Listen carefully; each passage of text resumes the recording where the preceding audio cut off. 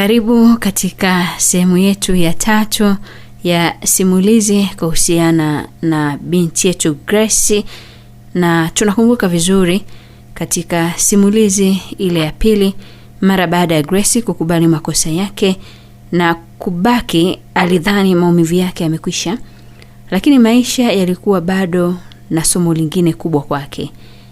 Je, ni kweli alipata nafasi ya pili ya upendo au alijifunza kuishi bila hivyo? Endelea kusikiliza.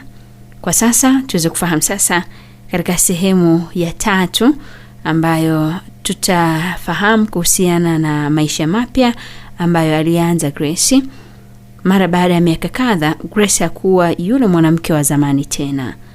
Alikuwa tofauti kabisa.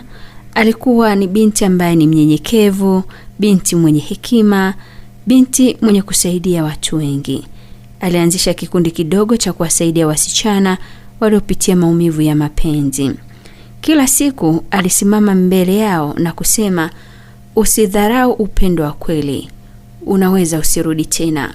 Watu wengi walimpenda kwa mabadiliko yake, lakini ndani ya moyo wake bado kulikuwa na nafasi tupu. Siku moja mwanaume mmoja aitwaye Michael aliingia kwenye maisha ya Grace.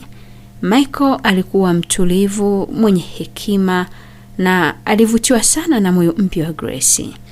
Hakumjua Grace wa zamani, alimjua tu yule mwanamke mwenye huruma na busara. Polepole urafiki wao ukakua. Kwa mara ya kwanza baada ya muda mrefu, Grace alianza kuhisi kitu ambacho alikikosa sana, furaha ya kweli, lakini alikuwa na hofu. Aliogopa kurudia makosa ya zamani.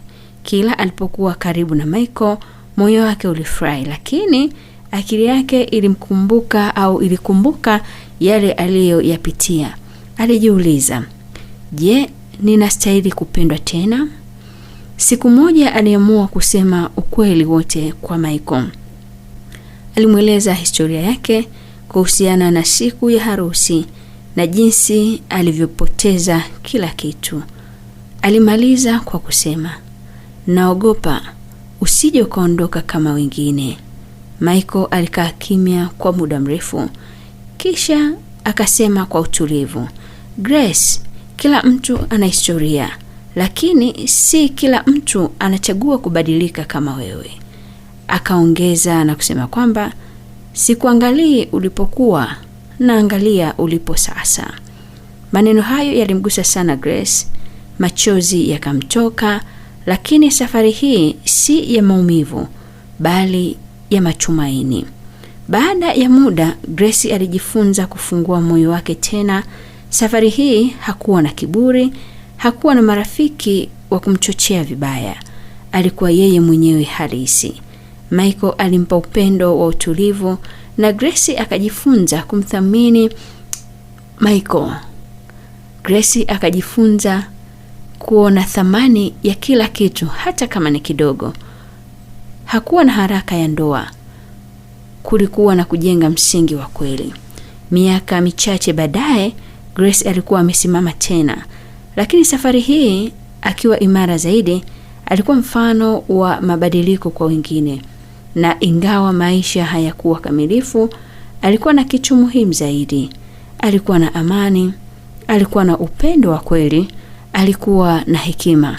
Aliangalia nyuma na kutabasamu, kwa sababu kwa sasa alielewa makosa hayakumharibia, bali yalimjenga. Hii ndio sehemu ya 3 ya simulizi ya Grace.